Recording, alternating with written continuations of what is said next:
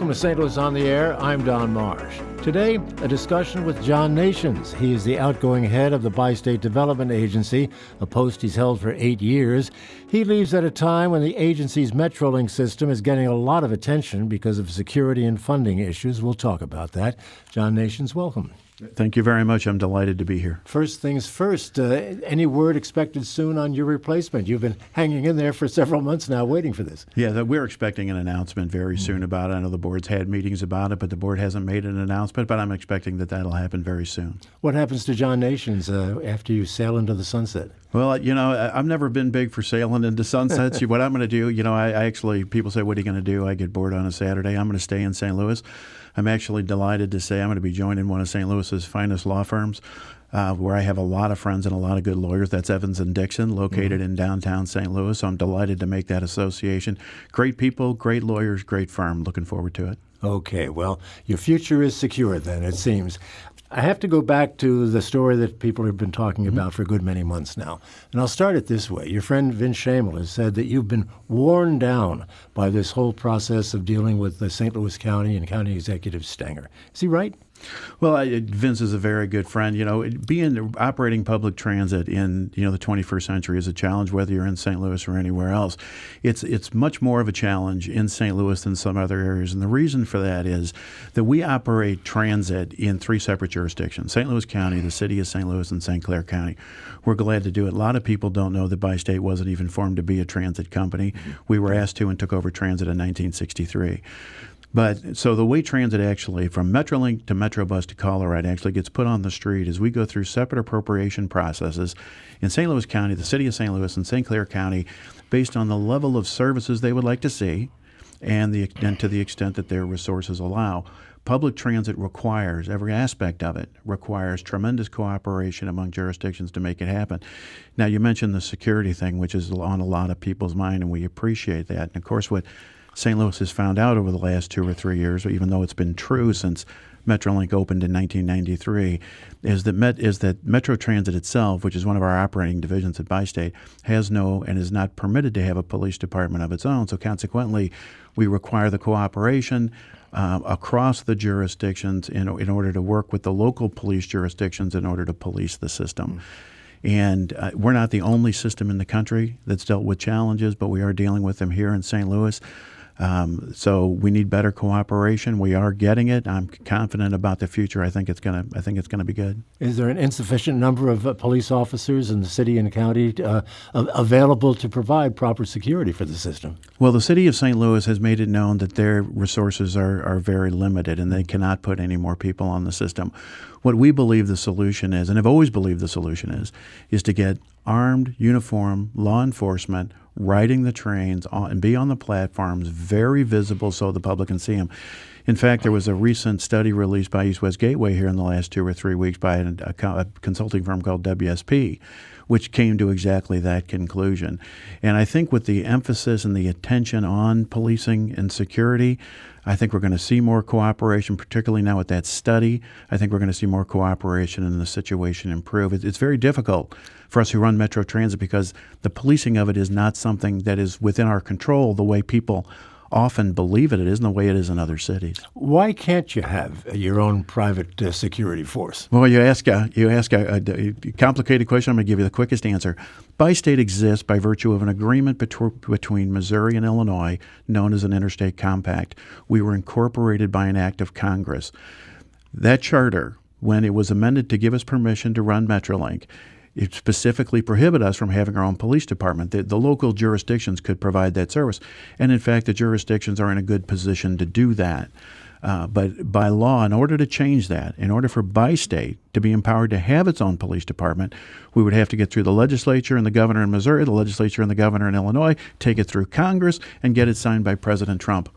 And as you might expect, that's not a quick or easy process. Yeah, well, I can see now why that hasn't happened. And that's why we've always said, people say, should you have your own police department? We've always said the resources are available here among the jurisdictions to police and make the system safe. And that's the quickest answer, and that's the quickest solution, to use the available resources. You mentioned that study that was released recently with regard to basically regarding security. What do you make of that? They speak, among other things, of a lack of coordination and cooperation between you guys and specifically St. Louis County. Well, it recognizes a lot of things. The lack of coordination is, of course, a hindrance. We've often said, and we've always said, that we should all be on the same radio system. There ought to be a unified chain of command, and while there is different levels of cooperation, I'm delighted to say that in St. Clair County, Illinois, with the St. Clair County Sheriff's Department, we have a wonderful relationship. Sheriff Watson does a tremendous job over there, and I think that can be replicated, frankly, throughout the system. How? And why isn't it being done? Well, I wish that it were. Now you're seeing the St. Clair County is even stepping up, that their deputies are going to start patrolling in the city of St. Louis in order to help out the city. And I think that's a very good thing. So many of the people who write it in Illinois write it to get to a job or to an event in the city of St. Louis. And Sheriff Watson over there recognized that his people are on the train, and whether you stay on the east side of the Mississippi River or the west side of the Mississippi River, St. Clair County residents are riding that train, and he wants them to be safe, and he made the commitment to do so. He's to be commended for that. There seems to be, I'll call it bad blood, maybe that's too strong a term, between Bi-State and the St. Louis County Police Department. Chief Belmar doesn't seem very, very happy with some of the things that Bi-State's been doing and saying. Well, yeah, I think passions tend to run high when it comes to issues like this on both sides. We both want, I've known, Chief Belmar for a long time. I've known him since before he was chief. He's a Chesterfield resident, in fact. We both want the same thing. Sometimes we have a little different ideas. The offer that, I've even made is if we have difficulty with collaboration or whatever it is, people forget that we have a transit system outside of Metrolink, for instance, the bus system, all kinds of things. We have facilities all over everywhere. I've even offered to say, hey, let's stop disagreeing about things we shouldn't disagree about. Why don't you take over all the policing on the train, and we'll turn the whole thing over to you? Because I have an entire bus system. I have a transit system that runs throughout this region. Our bottom line is, we don't necessarily, have a preference as to who does it. Our bottom line is we want that train to be safe. We want the riders to be safe. We want our employees to be safe, and we want our property to be safe. Why do you think it seems less safe today than it did 5 or 10 years ago? Well, policing Metrolink has been, an issue since Metrolink began. These are not new. Of course, the situation in town with regard to crime statistics and everything else, plays a role. But it gets a lot more press than it used to. It gets a lot more attention. Social media helps. And that's not necessarily a bad thing, to be honest with you. Letting people know and letting people be able to communicate about what their concerns are and what they expect of the system, I think is a very good thing. I think bringing some of these issues to light so that they get the emphasis that they deserve and that the public deserves and the public demands, I also think is a good thing. Do you think that criticism of the system for that is unfair?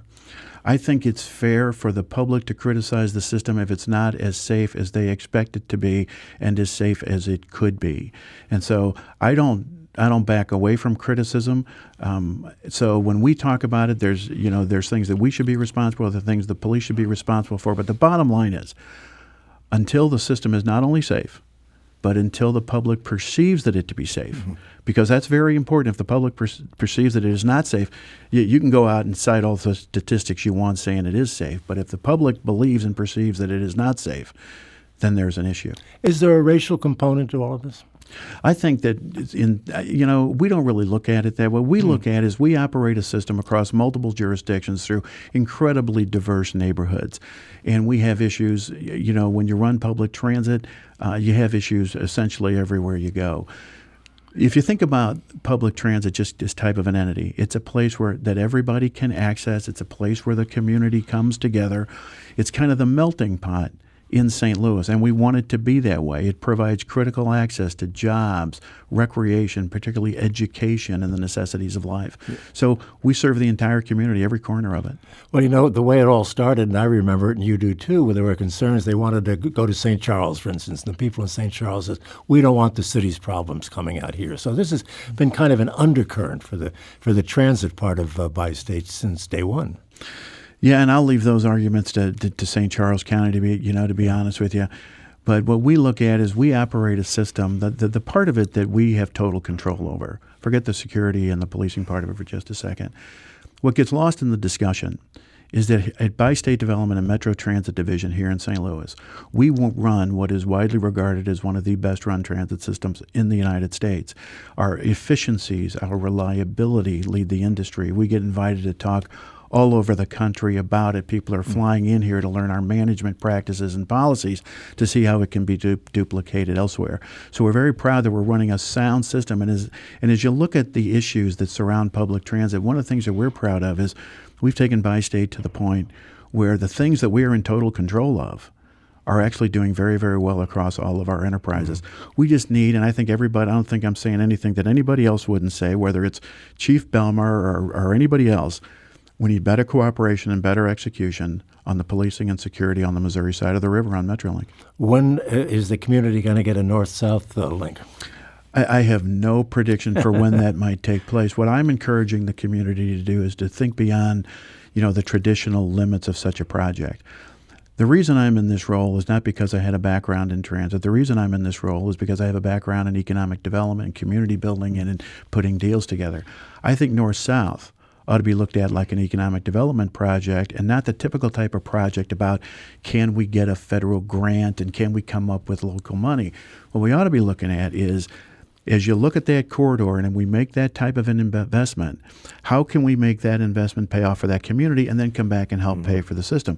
So, for instance, the first place we've really put this financial philosophy into practice is with the brand new Metrolink station at Cortex. Cortex, that innovation district, is one of the best things going on in St. Louis. I love to watch it. It's just really, really neat. But they would like to have a Metrolink station there. This came up a few years ago. The problem is you're looking at probably a $15 million investment. Bi-State doesn't have the money, remembering that we're not a taxing authority. The taxing money doesn't come to us. I have to go through appropriations in other jurisdictions. That's a project that's in the city, so what could I get money from the city? What we looked at over there is, since Bi-State doesn't have the money, there are a lot of partners over there who are very vested in that success of that area. So what actually happened there, for the very first time, we got private money invested in the public transit system. So we got a $10.2 million federal grant, and the rest of the money is being put up by Cortex and Washington University and BJC and the Cortex partners. They're to be commended for that. That's the first time you're seeing the private sector recognizing the value of the investment into a public transit system and the return on it for their properties and for their people and their operations. It's interesting, the operation over at Cortex, you're talking about a $15 million job, and I'm thinking of the U-City, the Loop Trolley. There's a $50 million deal for 2.5 miles. Yeah, that's not one of our projects. I know it. And I get asked about it a lot. Yeah. They say, what's going on with the Loop Trolley? That's actually not a Bi-State project. That's a separate operation over there. I'm glad to see it up and running. It's not good for not just the Loop Trolley, but it's not good for transit in general in St. Louis if any project has any struggles. That's why we've lent them assistance. We've lent them help. We were glad to do that in order to help them get it up and running. Got to take a break. We're talking with John Nations, who is the soon-to-be outgoing, I guess you are the outgoing head of the Bi-State Development Agency. Back to continue our conversation in a moment. If you'd like to be a part of it, give us a call at 382-8255. That's 382-TALK. Send us an email to talk@stlpublicradio.org or send us a tweet at STL On Air. This is St. Louis on the Air on St. Louis Public Radio, 90.7 KWMU.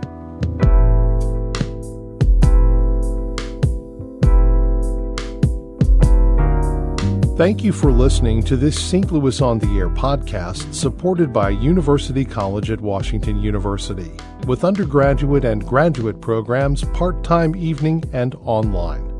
University College at Washington University, offering world-class education within reach. And welcome back as we continue our conversation with John Nations, who is the outgoing CEO of the Bi-State Development.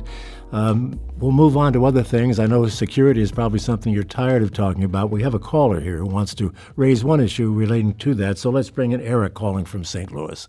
Eric, you're on the air. Hi. I want to make a comment about that, and also maybe one brief comment about what you said since. But the comment about security is, I'm somebody who takes Metrolink fairly often, and I often do feel somewhat unsafe from the kind of behavior that's going on the train, which seems kind of out of hand at times. And one thing I've noticed is how rare it is for somebody to come on and check tickets. And I would think that would be one good way to screen the worst elements, because obviously if somebody's come on board who's not honest enough to pay for a ticket, that's a likely candidate to cause trouble. And then secondly, my second comment about the north-south thing is I live on the prospective route, and I was really drooling over the possibility, and I thought we'd already passed a sales tax increase to finance that, so I thought that was already underway, and I'm surprised that you sound very hesitant about whether that's actually going to take place. Well, let me address the second question first, if I might, and that is the funding of the north side, south side. What the city actually passed in April of 2017, if I remember it right, was some type of an economic development tax, a portion of which would be devoted to planning Metrolink. There is not nearly enough money in that tax alone to finance or operate a Metrolink line or anything like the north side, south side Metrolink alignment in the city of St. Louis. And I don't remember being told that. I wasn't part of the campaign even. They passed it on their own. And the first part of your question with regard to security, Eric, you raised a question that's actually very, very important. Often crime gets a lot of attention, but there's also behavior on the system which doesn't amount to crime, which nevertheless creates a very unfavorable riding experience. So thank you for bringing that up. And you bring up the question about fares, and people say, why is it constructed the way that it is? How come you don't have barriers? Can we check for fares? We actually do a tremendous amount of fare inspection. The way Metrolink was originally conceived 30 years ago, and I'm now told by East West Gateway that 25 of the 27 systems built since ours have been built exactly the same way, it is a proof of payment system. You get a ticket. You don't have to go through a barrier. You can get on the train. I see people get on the train all the time. They don't buy a ticket. That's true. A lot of people do it. A lot of people have passes if you ask for them. We do a lot of fare inspection across the system. I will also tell you, it received a lot of press, but one of the things that inhibited fare inspection was in St. Louis County about a year and a half ago, when St. Louis County Prosecuting Attorney Bob McCullough announced publicly that he would not prosecute fare evaders on the Metrolink system. That severely limited our ability to catch people who weren't paying the fare, because what actually would happen is people wouldn't pay the fare. You try to stop them. You try to do something. They'd say, we don't have to pay the fare. You're not going to do anything about it. And they get right on the system. I think that system's going to be corrected, and it needs to be. But that was a real problem with collecting fares. But Eric, you bring up two really good issues, and that is the north side, south side tax and activity on the train that doesn't amount to crime. You mentioned Bob McCullough. Here we go with the county again. It just seems to be another incident where there is an element, I'll call it friction, but of not getting along very well. What is the genesis, do you think, of your problem with Steve Stenger? He doesn't return calls. He had a debt restructuring issue that was out there. Could have saved a lot of money for taxpayers. What's going on? We could have saved millions if had the debt been restructured. I really don't know the answer to that. I've known Steve since before he was county executive, but when we got into the system and we started having issues, the relationship was not really what we wanted it to be. We need the cooperation of St. Louis County. There's a lot of benefit to the taxpayers, frankly, in cooperation, and we need all of it that we can get. Moving on to other things now. I know that you have a great deal that you're proud of during the 8 years that you've been there. Talk about some of those things about which you're most proud and which are most beneficial to this community. Well, thank you. Yeah, Bi-State, while it's mainly known for the public transit system, we actually have 4 other enterprises that serve St. Louis. The first is we own St. Louis Downtown Airport. People will remember it as Parks Airport. Sure. It had gone broke and closed in the early 60s. Bi-State bought it, fixed it, reopened it. It is now the 3rd busiest airport in the state of Illinois. It's a very good operation serving a very key industry, which is business aviation. It was in 1964, and it is today, the closest airport to the business district in downtown St. Louis. A lot of jobs have been fostered over around our airport. We have very good relationships, very good tenants. It's a key part of the economic well-being of the region. The other thing we do is we operate the Gateway Arch. When the Gateway Arch was being constructed, we actually, Bi-State Development, financed the tram system in the Gateway Arch. We are the only company to ever operate the tram system. I'm delighted to say that our partnership with the National Park Service, we say and they say it's one of the best partnerships in the country. to having had the privilege to be part of this entire restructuring and rejuvenation of the Arch grounds with all the partners from, the Gateway Arch, the Park Foundation, East-West Gateway, Great Rivers Greenway, to produce that type of event. It's very rewarding. In 2015, we started a new enterprise, very key to the region. We've branded it the St. Louis Regional Freightway, and it is founded to promote and prioritize projects for the freight and logistics industry in St. Louis. We actually spend a tremendous amount of time on it. St. Louis, by virtue of its location, the furthest point you can get north from the Gulf of Mexico, unobstructed by locks and dams, unobstructed by ice. We have 6 of the 7 Class 1 railroads. Depending on whether you measure it by volume or by value, the St. Louis port is the second or third busiest inland port, in the United States. But a tremendous ability based around freight and logistics to expand the economy in St. Louis. We hired Mary Lamy, formerly with IDOT, to run it for us. She has done a tremendous job in 3.5 years. This year she's gotten 2 key projects approved. One is the new Merchants Rail Bridge over the Mississippi River, which would be in excess of a $200 million project. Also prioritizing the I-270 bridge that connects Madison County with North St. Louis County. We also operate the riverboats on the St. Louis riverfront. We were asked to take those over in about 2001, and we did as part of our tourism operation with the Arch. And then we also started the St. Louis Research, the Bi-State Development Research Institute, And that was designed to kind of consolidate our research efforts into one place. We deal with a lot of industries, a lot of people, a lot of data and research is necessary. It allowed us to consolidate in the Research Institute, but also it allowed us to expand our view and how we serve. So let me give you an example. So many grants that you work for related to our industries require you to be a 501c3, a not-for-profit. We're not one. Bi-State is not one by being a governmental entity. Our research institute is. So we have a wonderful director, John Wagner, who's run it for us for the last 5 years. And what he did is he kind of broadened our view about it. So it was through John Wagner's efforts in attracting grants, philanthropic grants, that allowed us to start the free health screenings at our Metrolink stop. So often when people talk about access to health care, Don, they're talking about how you pay for health care. When we talk about access to health care, we're talking about how you get an individual in touch with the health care system. And that's what we're able to do. We're about to expand our abilities to do that at the North County Transit Center in Ferguson, which we're very excited about. That'll be coming online next year. And another thing that John Wagner did with the Research Institute is he was able to work some grants and some partnerships so we can bring fresh food to some of our Metrolink stations. If you ride transit, particularly if you're transit dependent in St. Louis, it can be kind of a long day. Getting to the grocery store, while a lot of people take it for granted, it can be a difficult thing. Now we're bringing fresh food to transit riders at some of our Metrolink stops. So throughout all of our industries, we serve St. Louis in a whole lot of ways beyond transit. And we're very proud of it. We got just a tremendous team. I think a lot of people will be surprised at the scope of what you do. And I was in getting ready for this program. Mm-hmm. I mean, you've got something to do with the Eads Bridge, for crying out loud. What is that? We own Eads Bridge, the oldest structure across the Mississippi River. No idea. And when Metrolink was put in, they needed a way to get across the river. And there was, through a creative deal that swapped the MacArthur Bridge for the Eads Bridge, we ended up with the Eads Bridge. Metrolink runs across Eads Bridge. 2 or 3 years ago, we did the first rehab on the Eads Bridge since it was opened on July the 4th, 1874. And it was just an incredible project to take a structure like that after all those years and rehabilitate it and make it new again. And we had people coming into town. It's so unique. We had people coming into town that wanted to see it.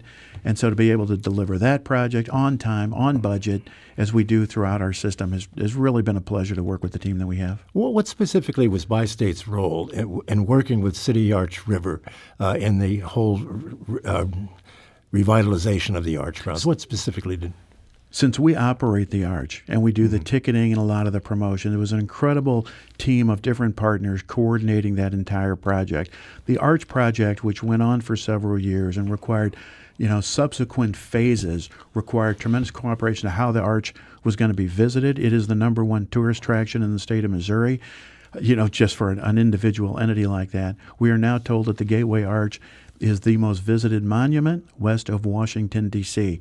So when you're bringing 1 million people a year to the Arch, and what that means for tourism in St. Louis and for the state of Missouri and for our region, coordinating with all those partners to keep the Arch running, to keep the marketing working, to keep everything humming, it was really one of our era's greatest civic partnerships. It was really a pleasure to be a part of it. And it turned out great, didn't it? It really did. And so much of St. Louis is to be commended for it. So many private dollars were donated for that project to make it possible, and it really makes you feel good about St. Louis. Let's take another call. Eric is going to join us, I believe. Eric, are you there? If you are? Yes, I am. Go ahead. John has provided great leadership. I first met him coming from Chesterfield, really understanding what we needed in the metropolitan area, worked together with him on the Transit Alliance, one of the broadest-based coalitions. But the question I have, and he's done great work, you've just heard some of it about food, health, really understanding the role of bi-state development and its real possibilities. John, the question I have for you is how do we really bring people together, particularly leaders, to provide the kind of leadership and collaboration that you've worked on doing? What do you think we need to do in St. Louis? Because we seem to be really lacking in that space. And the recent security report also pointed that out in terms of collaboration, cooperation. Thanks, Eric. Yeah, thank you, Eric. Thanks for the question. I think what St. Louis needs to do, and not just with security and policing on Metrolink, but across the board, so many things have affected St. Louis over the last 40 years that it has made St. Louis what it is. And I could get into them from the deregulation of the airlines to a whole lot of things and how flights and all those types of things work. St. Louis needs to recognize that Clayton is not fighting with downtown St. Louis, and downtown St. Louis is not fighting with Belleville, Illinois. Our competition is people we can no longer see outside of our windows, and they're not necessarily even a Chicago or a Kansas City. St. Louis has tremendous assets. And what St. Louis needs to do is that rather than, a kind of helter-skelter approach, you need a unified effort to identify those 1, 2, 3 total civic priorities at any given time, and everybody get behind them. Take the regional freightway. When freight came up as an issue in 2013 and 2014, we needed somebody to work on it. Nobody was working on it in St. Louis on kind of a global effort. But the question that came out of that is, can St. Louis come together and decide that someone ought to be doing it? We were ultimately selected to do that. But the thing I told the regional leadership at the time is, if you cannot agree that somebody should be working, please don't ask us to do it. We're here, as I say, we provide regional solutions to regional challenges. And what we need to do is to take those regional issues, define them, and then aggressively go after them. If you look at the way air travel is changing, we often think about, we got St. Louis, and then we've got, you look at O'Hare, we're fighting with O'Hare or Dallas. The way air travel is changing, with the jets becoming more efficient, and with more things possible, St. Louis can become a more attractive place, because when people fly into the country from outside of the country, they're looking for a good experience. Some of the other airports have become congested. If St. Louis can become attract even more flights, and I would say Rhonda Homneybrugge and her team are doing a great job at Lambert attracting flights, but it's a matter of the bottom line is getting the region to agree on just 1, 2, 3 major priorities at a time, and everybody getting behind them. Just another example of how the fragmentation, I guess, the political fragmentation in this area can be a hindrance. It is a hindrance. I think everybody would agree with that. That doesn't mean that it can't be overcome. I think the freeway is a classic example, frankly, of how it can be overcome. But then we need to identify the next priority, and we've got to get out of the thinking that if a business moves from across the street or something else, that's somehow a bad thing. We need to retain businesses, and we need to attract them, and we need a unified effort to do it. Is ridership down in the transit arm of bi-state? Ridership over the last 4 years is down about 25% across the system. And by the way, that's not just unique to St. Louis. We're seeing a drop in ridership across the country. From 2010 to 2015, the ridership growth in St. Louis as a rate of growth was leading the country. The price of gas had been going up. All kinds of things were converging. Now the price of gas is going down again. Security is a concern. But we're seeing it across the country. Not just in St. Louis, but systems across the country are seeing the same thing. But we're hearing all these stories about how the millennials are disavowing the automobile and those things and really turning to public transportation. And thanks for asking that question, because that's the next issue, Don.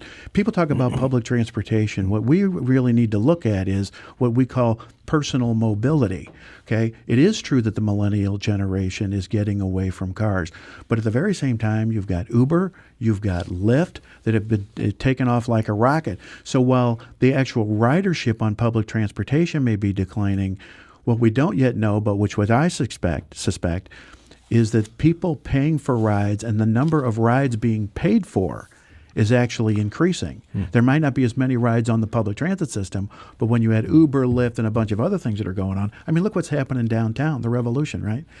So we started bike share. Bike share was something by state. Now it's the scooters. People used to take the bus or the downtown trolley all over the place.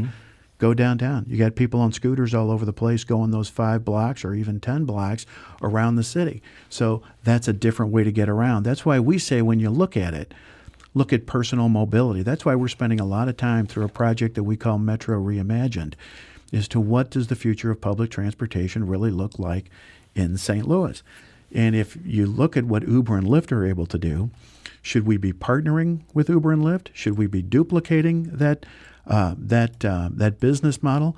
Do we use those to give us reach into far-flung areas and maybe public transit becomes more express buses in corridors and Metrolink? So we're looking at all those things right now. Right. As you look ahead, and of course you're going to be doing this through the rear view mirror, what is the big challenge ahead for this agency, do you think? What is the next big project that it might be involved in? I think that transit will continue a big thing. The reason I say transit is because I think there's plenty of opportunities for Bi-State. People have talked about having a regional airport plan and who ought to be doing a bunch of things around town. But the biggest challenges that we're facing is we are going through a tremendous revolution in technology across business sectors, across transportation. Bi-State has always been proud to be a leader in transportation. We need to make sure we know where that technology is going to take us, what the opportunities are, what is going to be the market for public transportation just in that sector. We have tremendous opportunity in freight and logistics. Just since we started freight and logistics to expand that portion of the economy, the Panama Canal has expanded. That's bringing new opportunity. The new Panamax ships, which are the ones that can bring 20,000 20-foot equivalent unit containers, those boxes everybody see, can now come into the Gulf. There's new technology that is going to make containers on vessels on the Mississippi River viable. It hasn't been viable to date. So we're going to be able to bring those units up on a vessel, 2,000 at a time. That's an opportunity for St. Louis to have an intermodal facility. It also presents an opportunity to disrupt, and I mean that word in a good way, disrupt how the United States, and particularly the heartland, is actually supplied. St. Louis is actually supplied, as is Chicago, even east of the Mississippi, by Los Angeles and Long Beach.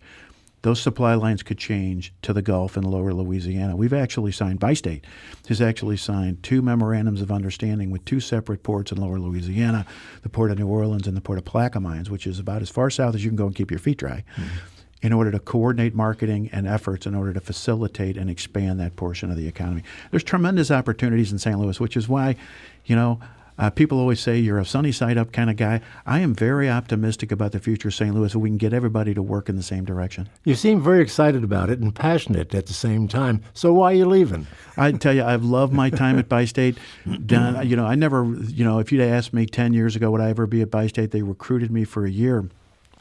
But at heart, I'm an economic development guy. I love practicing law. I always have. I love being mayor of Chesterfield. I've been very fortunate in my life to do some wonderful things and work with wonderful people to make a difference in this community. And I like to say I'm only 55 years old, but I'm really interested. There's other things that I really like to work on and other things that, I would like to do. Okay, well, all the best to you, John Nations. Thank you so much for being with us. Good luck to you, and hopefully you can make that change soon. It's been a long time in coming, as we've indicated earlier. Thank you so very much. Thank you. All the very best to you. This is St. Louis on the Air on St. Louis Public Radio, 90.7 KWMU.